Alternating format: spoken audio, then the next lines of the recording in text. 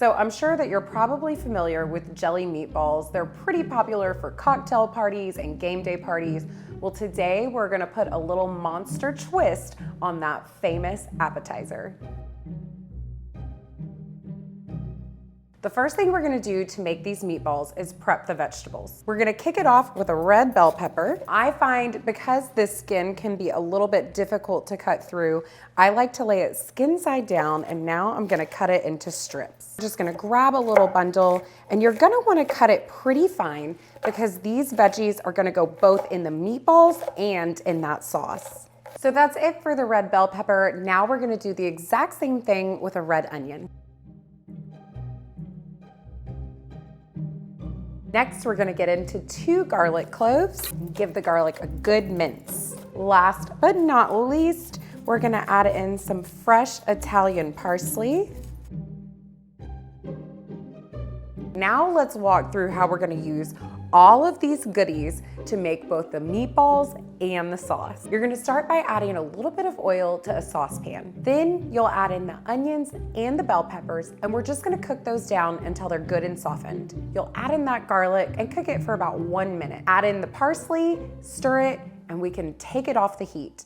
The veggies are done. Let's get into making those meatballs. Now, if you've never made meatballs from scratch, it is really easy, and y'all, there is no other way to get this much flavor in a meatball. If you're wearing jewelry, now is the time to remove it. Bracelets, rings, the whole shebang. Roll up your sleeves, and let's make some meatballs.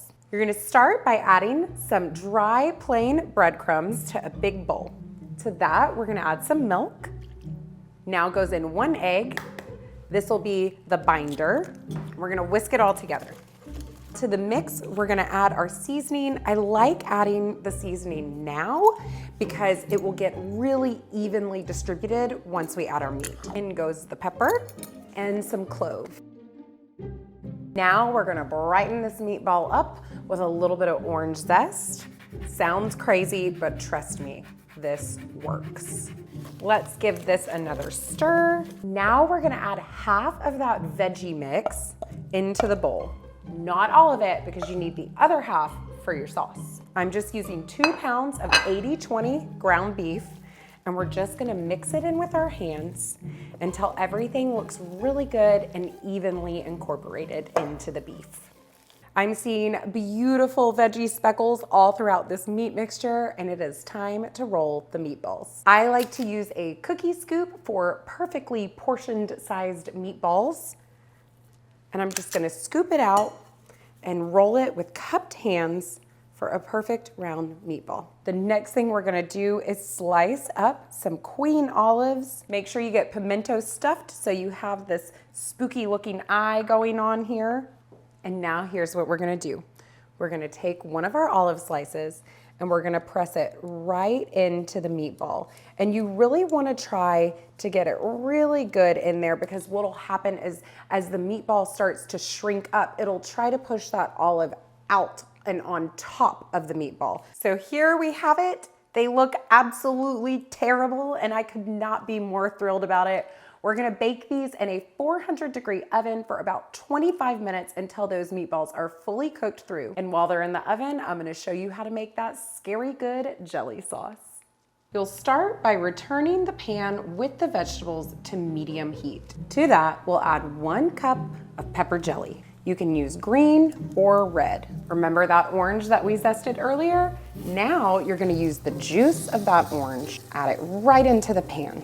Next, in goes about 2 tablespoons of tomato paste, followed by about a teaspoon of red wine vinegar, a teaspoon of soy sauce, and a 1/4 teaspoon of kosher salt. Give it all a stir, and as soon as that jelly is melted, your sauce is good to go. Okay, the meatballs are ready, and they're looking pretty spooky, y'all.